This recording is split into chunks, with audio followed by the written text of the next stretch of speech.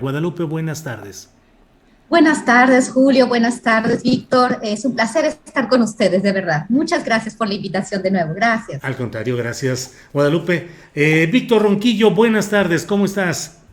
Bien, Julio, pues me da mucho gusto estar contigo, con Guadalupe y con el público que nos escucha. Muchas gracias por este espacio, Julio, como siempre. Gracias.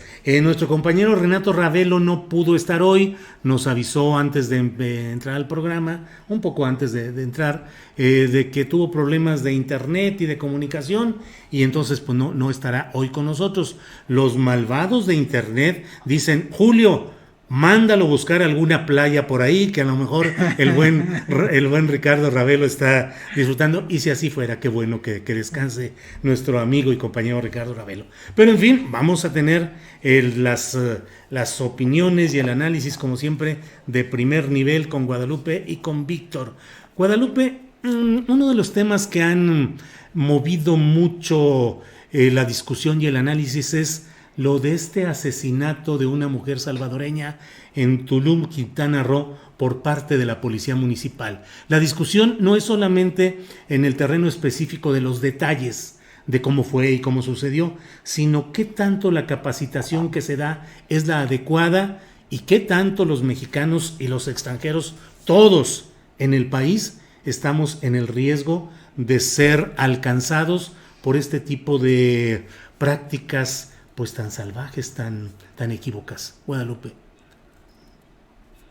Exactamente. Lo que pasó en la ciudad de Tulum, Quintana Roo, pues muestra de verdad algo que tampoco es nuevo, pero que se manifiesta de una forma muy contundente, y además la capacidad que tienen los medios de comunicación, tanto formales como las redes sociales, de hacer esto viral, de hacer una denuncia. En realidad, el tema de los abusos policíacos por parte de pues, autoridades a todos niveles, estatal, federal, municipal, no son una cosa nueva. No solamente estamos hablando de la policía, hablamos de las Fuerzas Armadas también, de la Marina misma, las desapariciones. Nos está presentando una descomposición del sistema de impartición de justicia mexicano y de los protocolos que siguen los policías a todos niveles. Creo que también hay una cuestión muy importante con respecto al tema de la migración. Yo creo que, Julio, tú muy bien expresabas que tanto los mexicanos como los extranjeros estamos en una situación en la cual podemos caer en esta situación. Los abusos policiales no son una cuestión aislada, es una cuestión general.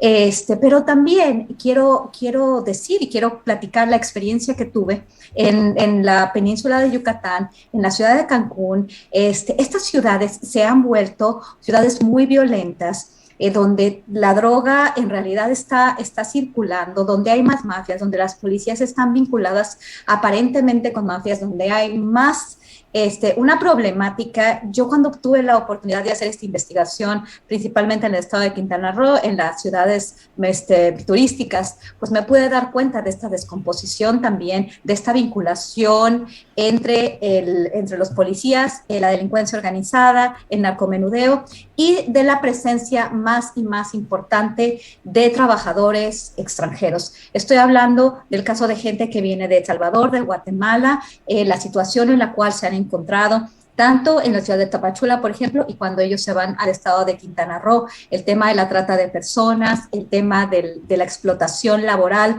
la explotación sexual, es una cuestión de todos los días. Entonces, el abuso por parte de la policía, pero también una serie de actores con los cuales no se tiene un control. Creo que es una parte que tenemos que tener muy clara, y no solamente lo que ocurrió es un hecho aislado, pero refleja una serie de factores que deberíamos de analizar de manera mucho más consistente y de manera mucho más profunda.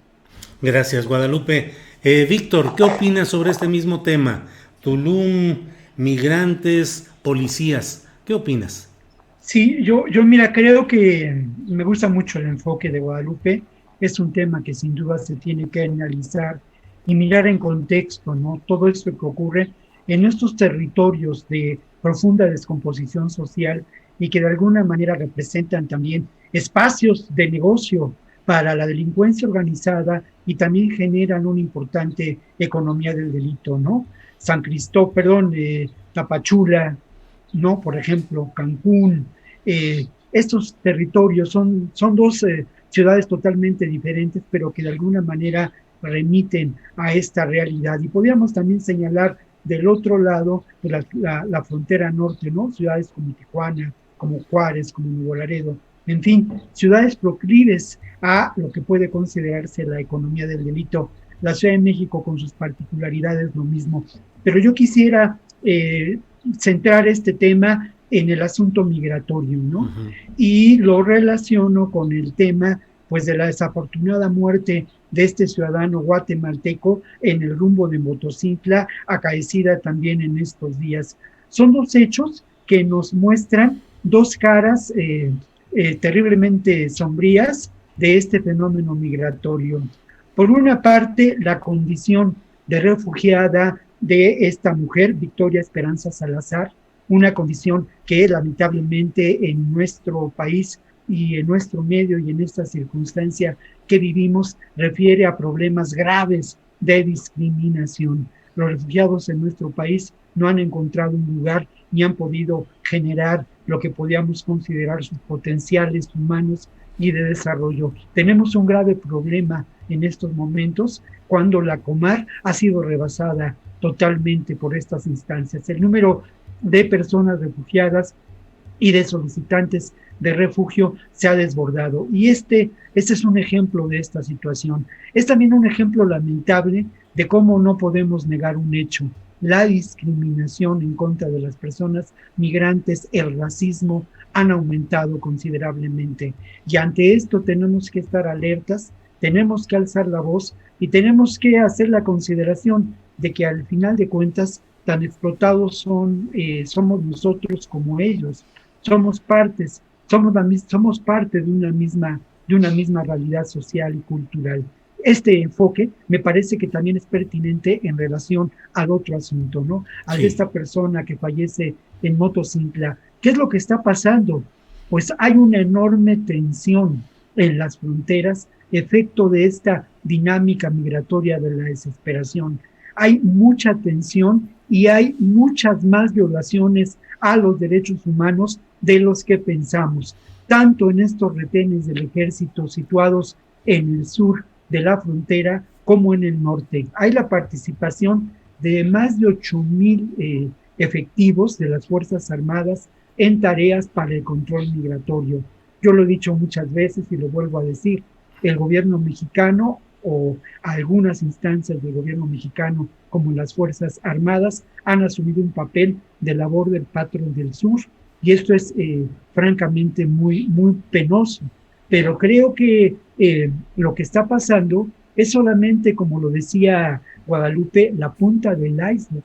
No podemos saber cuántas violaciones de derechos humanos se están dando día con día, pero evidentemente estos dos casos nos muestran claramente lo que está ocurriendo, ¿no? Esta mujer que tiene una condición de refugiada, que es víctima del abuso policíaco, que muere al ser sometida de una manera brutal, con el mismo digamos, recurso con el que fue sometido George Floyd, o sea, es terrible, ¿no? Es un recurso utilizado por las policías. Y por otra parte, esta persona que muere víctima de una equivocación, así, esa es la versión oficial de los hechos, en un retén colocado precisamente para contener a la migración y otras realidades de la economía del delito que se da en la frontera. Claro.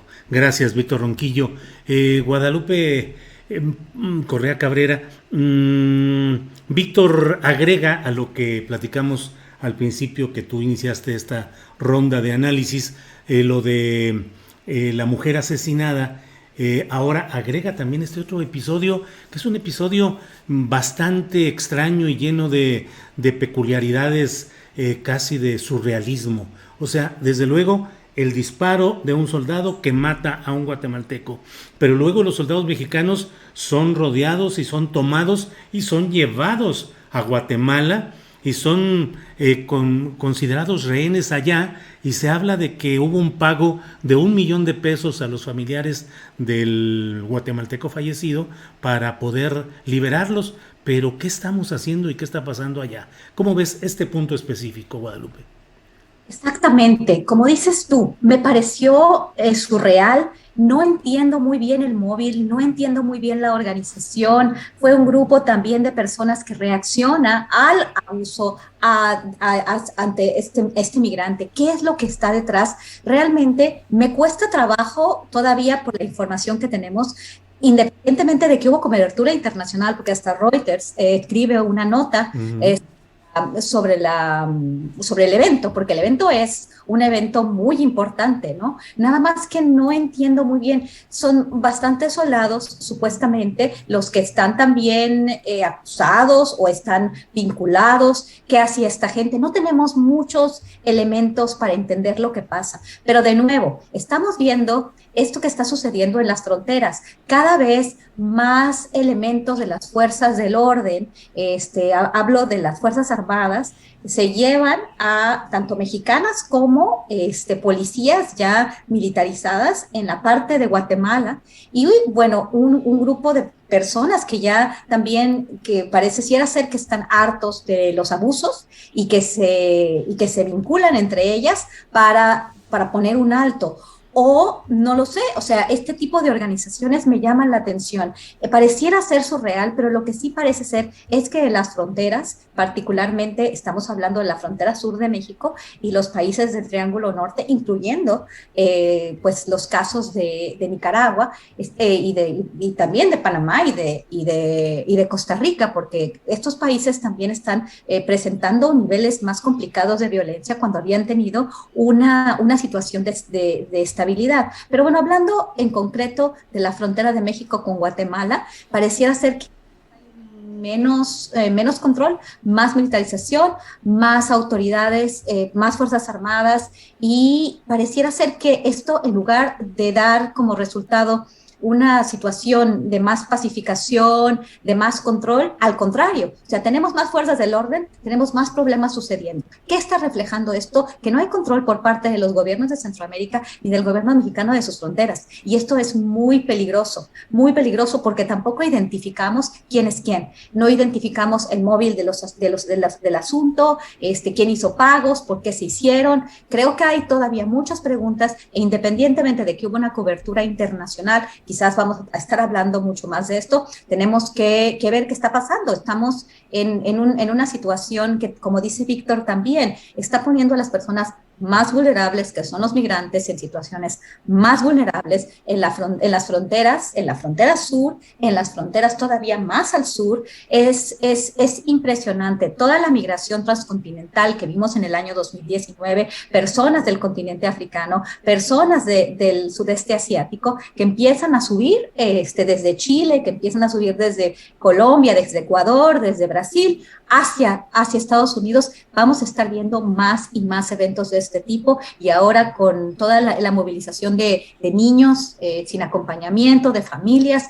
Creo que este hecho surreal, que no sabemos bien qué es lo que está pasando, pero refleja un caso de los muchos que pueden seguir sucediendo, y ahora estamos hablando de familias, de personas con muchas necesidades en un contexto de crisis a nivel mundial por la pandemia del COVID-19, y con autoridades que, con toda la posibilidad y con tal vez la protección de sus superiores, pues están actuando de manera flagrante. Entonces, esto sí nos está mostrando una situación de descomposición que tiene que ver también, de nuevo, con muchos otros factores: pobreza, falta de institucionalidad, debilidades del sistema judicial, y bueno, y actores ilegales actuando también muy probablemente en las fronteras, mafias también. No sabemos bien qué está sucediendo. Por lo menos yo no entiendo muy bien lo que sucedió en el estado de Chiapas. Gracias, Guadalupe. Víctor Ronquillo, y esto me lleva a preguntar o a recordar lo que el propio presidente de la República planteó en su reciente informe trimestral de labores, en el que dedicó algunos párrafos de su lectura, de su exposición, a decir que no hay militarización en México, que no se han dado órdenes para reprimir, órdenes para hacer la guerra y que entonces no hay militarización. ¿Qué opinas de ese punto de vista o ese planteamiento del presidente López Obrador? Y si hay o no hay militarización, que ya lo has hablado, pero te pido que vuelvas sobre el tema, Víctor. Mira, yo aquí me parece que la precisión que hace López Obrador, desde mi punto de vista, es altamente ociosa, ¿no? O sea, es finalmente un recurso, y conste, yo reconozco mi empatía y mi coincidencia con muchos elementos del discurso de López Obrador y del proyecto de la Cuarta Transformación del país, pero aquí sí me parece que López Obrador establece o declara de una manera que nos recuerda a el discurso político más convencional. ¿De qué hablamos cuando hablamos de militarización?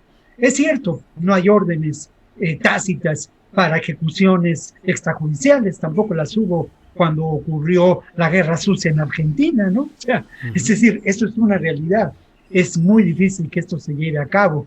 Tampoco las hubo cuando Felipe Calderón declaró la guerra al narco y vivimos un proceso grave de militarización y de deterioro de las instituciones de nuestro país. Pero lo que es un hecho, y más allá de que entremos en el debate ocioso desde mi punto de vista de la definición de militarización, vamos a los hechos y vamos a entender cómo las Fuerzas Armadas y sobre todo el Ejército, la Marina, han cobrado, sobre todo el Ejército, han cobrado un rol político definitivo en este país. Se han convertido en un personaje capaz de generar una tensión creciente, y esto es muy paradójico, entre México y Estados Unidos después del caso Cienfuegos. Son una fuerza capaz, como lo hemos señalado en otras ocasiones, de mantener impunidad. Es una fuerza política que lo mismo atiende asuntos económicos que de construcción de infraestructura. Es uno de los apoyos fundamentales para el gobierno de la Cuarta Transformación. ¿Hasta dónde llegará este apoyo? ¿Qué significa este apoyo en los hechos? Habría que preguntarse y habría que reflexionar sobre cómo el Ejército no es de ninguna manera una institución monolítica. Y hay diferentes fuerzas que conforman el Ejército mexicano. Me parece que la que en este momento ocupa un rol protagónico es sin duda una fuerza o un grupo de apoyo al gobierno de la Cuarta Transformación. Eso creo que es innegable, pero me parece que otras fuerzas que tienen una enorme potencialidad de acción política siguen siendo significativas en este entorno. Y me refiero a las fuerzas que lamentablemente desde hace muchos años están ligadas a los grupos de poder mafioso. Mafioso político y mafioso económico. Estos grupos de poder que de alguna manera han permitido establecer estos negocios de la economía del delito y también establecer como uno de esos negocios, no el más importante por cierto, pero uno de esos negocios preponderantemente dueño de enormes recursos económicos, al narcotráfico. No podemos explicar el que el negocio del narcotráfico como tal mantenga la prosperidad que ha mantenido a lo largo de los años sin el involucramiento de distintas fuerzas policiales, de distintas fuerzas políticas y de distintas fuerzas ligadas al Ejército y a las Fuerzas Armadas de México, ¿no? De tal motivo que la militarización del país no significa el que el presidente López Obrador, que sería incapaz de hacerlo, ahí sí es un hombre de una ética probada, ¿no? Diera la orden de masacrar. Pero hay hechos que muestran lamentablemente que el rol político de las Fuerzas Armadas y sobre todo del Ejército en estos momentos es preponderante. Y por otro lado, remitámonos a este hecho. Parece un hecho aislado, pero también parecía un hecho aislado la equivocación de los militares que lamentablemente ocasionaron la pérdida de la vida de una persona allá en Tamaulipas cuando el conflicto del agua. Y también parecería un error lo que ocurrió en Chihuahua, cuando en un caso que no ha sido del todo esclarecido, además de algunas personas presuntamente secuestradores, murieron los rehenes o las personas que habían sido secuestradas. Por otra parte, yo quiero insistir, y esto me parece sano, pero cada vez más peligroso, el que el propio ejército tenga la instrucción de no confrontar, tenga la instrucción de ceder. Hemos visto muchos de estos casos, Julio, claro, pero el saldo de esta situación cada vez puede ser más violento.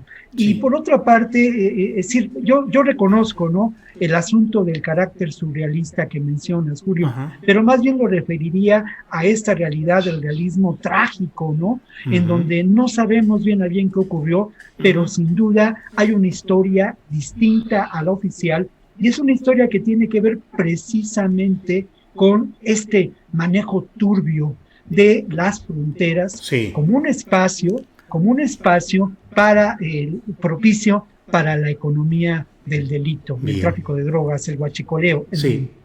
Bien, gracias, Víctor. Guadalupe Correa Cabrera, ¿militarización sí o no, a pesar de todos estos explicaciones o argumentación del presidente López Obrador, y si los militares están tomando un papel muy importante en la vida económica y política que debería corresponder a los civiles, y si acaso este tipo de avances de los militares en la vida civil históricamente son difícilmente revertibles? Sí, militarización sí, pero vamos a entenderla no solamente en el contexto del gobierno de la Cuarta Transformación. Creo que ha sido un proceso que empieza a visibilizarse y a institucionalizarse desde el momento en que Felipe Calderón Hinojosa declara la llamada guerra contra las drogas. Sin embargo, hay que recordar que el uso de los militares para labores antinarcóticos no es nuevo ni de Felipe Calderón, y desafortunadamente, como dice Víctor, podemos ver estos vínculos mafiosos entre las Fuerzas Armadas, que estaban haciendo actividades para contrarrestar las actividades del narcotráfico, y los narcotraficantes mismos. Yo recuerdo a Genaro García Luna, una vez que le estábamos haciendo una entrevista, hablando un poco del tema de los Zetas, la Policía Judicial Federal, la entrada del Ejército, de las Fuerzas Especiales a la Policía Judicial Federal, y en realidad esto fue lo que dio origen a los Zetas. Es muy interesante entender esto y no olvidar cómo los militares siempre han participado del crimen organizado y han participado en labores que no les corresponden a ellos. Entonces tampoco esto es nuevo. A mí siempre me sorprendió este tipo de propaganda de alguna forma positiva con el ejército, porque el ejército no está capacitado para hacer labores de patrullaje, para hacer labores de seguridad pública, punto. Esto no debería de ser, nunca debió ser, y bueno, López Obrador hablaba de abrazos y no hablaba de abrazos y no balazos, y al final se da cuenta que no puede gobernar si no es con el ejército. ¿Por qué? Porque la Policía Federal estaba vinculada con administraciones pasadas y no lo estaba dejando comenzar su periodo. Pero esto no justifica el hecho de que el presidente haya elegido, pues, de alguna forma gobernar de la mano del ejército sin generar una policía civil. Esto es un problema muy, muy grande. Además, porque sabemos que las Fuerzas Armadas en México durante los sexenios pasados han abusado de su poder. Creo que el tema del huachicoleo habría que estudiarlo mucho mejor. ¿Cómo es posible los niveles de huachicoleo, de robo de combustible tan importantes en las administraciones anteriores? Y pienso mucho en la administración de Enrique Peña Nieto. Es imposible que haya estos niveles de huachicoleo, este incremento en el robo de combustibles, que ya empezaba a ser muy, muy visible en la era de Fox. ¿Cómo? Sin el ejército. El ejército tuvo que haber sabido y tal vez participado directamente de esto. Tenemos tenemos pues la información sobre algunos generales, pero yo creo que de una manera mucho más consistente. No hay manera de que este huachicoleo, de que este robo a la nación se hubiera hecho sin el conocimiento de la cabeza del Sindicato de Trabajadores del Petróleo y de las Fuerzas Armadas, porque ellos son los que están verificando, los que vigilan la infraestructura crítica, la infraestructura energética del país. Esto es muy importante. Muchos de sus negocios, hay pues todo lo de la banda, perdón, la cerca del pasado aeropuerto de la Ciudad de México, bueno, de Texcoco, o sea, corrupción, vinculación a delincuencia organizada, desapariciones forzadas, los temas de Nuevo Laredo, es algo que nos debe preocupar. Gobernar de la mano del ejército y continuar haciéndolo, creo que en algún momento podría no revertirse, pero también hay que reconocer que esta propaganda que se hizo, el ejército es la institución más reconocida. Yo no sé por qué la gente decía eso, yo no sé por qué las encuestas mostraban esto. Me como un argumento que venía de otro lado, que venía de la mano de Iniciativa Mérida, de de una cantidad de recursos para armamento que obviamente beneficia a una economía belicista como la estadounidense, que operó con México y que ahora se dice que México le pide a Estados Unidos que participe de esta forma, cuando sabemos que las cosas no son así. A mí sí me preocupa mucho el avance del ejército mexicano, porque había una idea de generar una policía, de hacer una reforma policial, y cada vez vamos viendo el ejército en más y más actividades.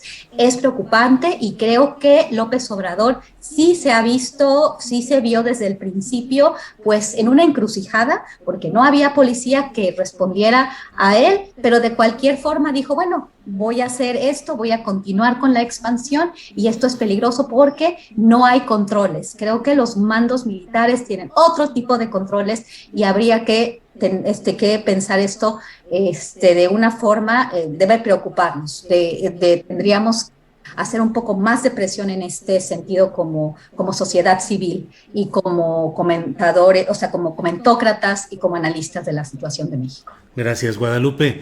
Víctor, acabo de encontrar aquí en la lectura de internet una nota fechada en Washington que dice: Estados Unidos ha gastado unos 3,000 millones de dólares desde 2007 en la Iniciativa Mérida en la lucha contra las drogas en México, pero no ha evaluado suficientemente el riesgo de que esos fondos acaben en manos equivocadas, según un informe de la Oficina de Control de Cuentas estadounidense. Este organismo, esta Oficina de Control de Cuentas, es un organismo independiente de investigación del Congreso y señaló que existe el peligro de que este dinero vaya a parar, se abren comillas, a individuos o grupos involucrados en fraude contractual, abusos de los derechos humanos y otros crímenes. ¿Cómo ves, Víctor? Bueno, hay un par de interpretaciones sobre esta nota, ¿no? La primera es que en realidad estamos viendo también y estamos presenciando una pugna cada vez más evidente entre lo que puede considerar la estrategia que busca imponer Estados Unidos y este grupo, este complejo militar industrial que me atrevo a decir dicta las políticas de Estado de Estados Unidos, y los intentos de soberanía por parte de nuestro país. Intentos que a mí me parece que sí tenemos que valorar. La verdad es que estamos acostumbrados a, cuando realizamos algún análisis, pensar que todo es blanco, que todo es negro. Jamás, jamás. La realidad es diversa, la realidad es rica, la realidad tiene miles de matices, ¿no? Y en ese sentido, creo que la posición del gobierno de México ante elementos sustanciales en términos de la relación México-Estados Unidos, como el tema migratorio, a pesar de que está ocupando de manera inmediata una acción que es criticable, ¿no? que ya mencioné, hay también una estrategia de lograr un desarrollo, y del que hemos hablado, un plan integral de desarrollo en los países del sur y en el sur-sureste de México, que bueno, puede resultar un poco difícil que se logre sembrando arbolitos, ¿no? No creo que sea el camino realmente, pero creo que hay la intención y la intención política a la que se suman distintos países y organizaciones de las Naciones Unidas y la propia CEPAL, pues, ¿no? Entonces, esto es importante. Ahora, en relación al tema de seguridad, no hay duda que hay una confrontación en estos momentos, ¿no? Una confrontación que se dio no a partir del asunto Cienfuegos, pero me parece que sí fue el detonante de esta situación. Y esta situación tiene que ver con la intención distinta a llevar adelante la estrategia de la guerra contra el narcotráfico, de poner fuera de circulación el Plan Mérida y de alguna manera sumar a lo que es inevitable, que sí tiene que ver con estos procesos dictados desde los sótanos del Pentágono en el Comando Norte para la securitización de América y de México, pero en el que de alguna manera se aporta como un elemento importante para esta estrategia la generación de un proyecto económico y social diferente. Esto no está contemplado ni interesa a los Estados Unidos porque al final de cuentas les arruina el negocio. Entonces, yo la primera lectura que haría en relación a esta nota y a otras notas, hace 2 semanas o 3, Julio, platicábamos sobre la declaración del jefe del Comando Norte de que México tenía 30 o 35 porciones desde su territorio controlado por el narco o la ingobernabilidad. Y a ello hay que sumar otras declaraciones. Ayer Reforma en su página 2 publica una nota donde distintos sectores no del todo esclarecidos en un despacho de Reuters hablan de cómo la Ley Nacional de Seguridad pues atenta contra el funcionamiento de los propios agentes de la DEA que ahora tienen que rendir cuentas, ¿no? Y además se menciona que esto va a impedir una mayor colaboración. Forma parte de todo un discurso, ¿no? Ahora, el otro elemento que vale la pena destacar es precisamente esto, y está relacionado con la iniciativa o con el Plan Colombia también, ¿no? Aquí la gran pregunta es, ¿cuál fue la eficacia de estos planes? ¿Disminuyó la distribución de drogas y el negocio del narcotráfico en Estados Unidos? Pues todo lo contrario, ¿no? Claro. En estos años ha aumentado el consumo y ha aumentado el negocio y ha aumentado el control político que permite el establecimiento de ese negocio tanto en el sur, en nuestros países, como en Estados Unidos, porque no hay que olvidar que en Estados Unidos existe como un elemento indicativo de esta realidad el número de personas de color y el número de personas mexicanas y el número de personas que están en las cárceles. Sí. Este elemento de corrupción indudablemente es real. ¿A quién benefició? ¿A quién benefició el plan Mérida? Sí. O la iniciativa Mérida? ¿A quién benefició el Plan Colombia? A los contratistas, otra vez. Y estos contratistas, ojo, no son necesariamente contratistas mexicanos, pertenecen a este complejo militar industrial de Estados Unidos. Y esta es una política mundial. Lo mismo ocurrió con Irak y lo mismo ocurre en Irak. Bien. Víctor, gracias.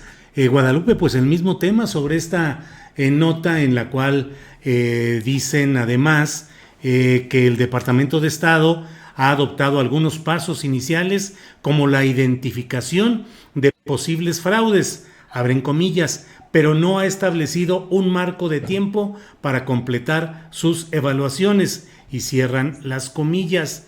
Dicen que pues no hay todavía ninguna estrategia efectiva contra los fraudes. Pero bueno, pues esto es parte de un contexto más amplio. Guadalupe, tu opinión, por favor. Claro que sí. Mira, yo vivo en Washington, entonces estoy muy al pendiente de este tipo de discursos desde los think tanks, desde, pues obviamente los ministerios de seguridad aquí en los Estados Unidos y las organizaciones internacionales. Me parece una gran hipocresía siempre la estadounidense. Recuerdo perfectamente bien cuando Felipe Calderón Hinojosa declaró la guerra contra las drogas, los think tanks, el embajador, todo el mundo estaba muy contento con México, con Felipe Calderón, estaban felices, traían más personal aquí a su embajada.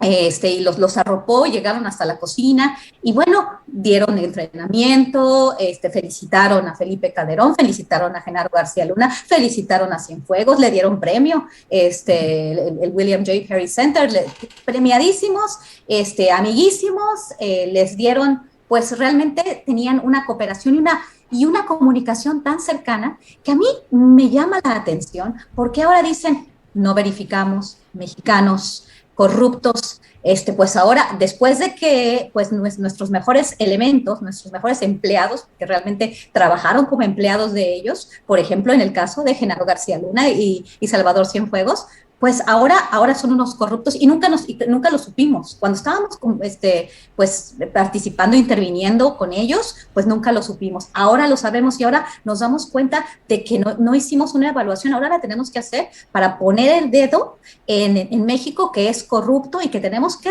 pues, con más de lo mismo, ¿no? Es bien interesante también el papel de la Unidad de Inteligencia Financiera que va operando con información de los Estados Unidos.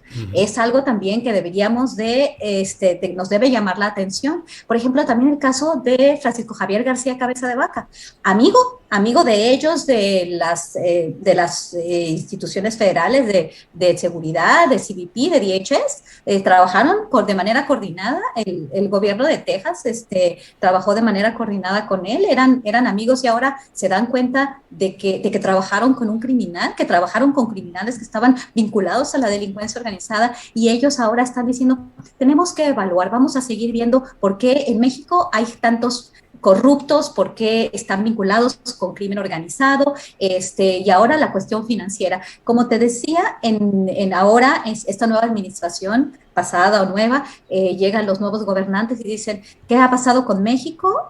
Hay problemas, lavado de dinero, narcotráfico, corrupción, y siempre poniendo el dedo, pero eso sí, participando de manera muy directa y además de todo, como decía Víctor, a través de Plan Mérida, de Iniciativa Mérida, se benefician.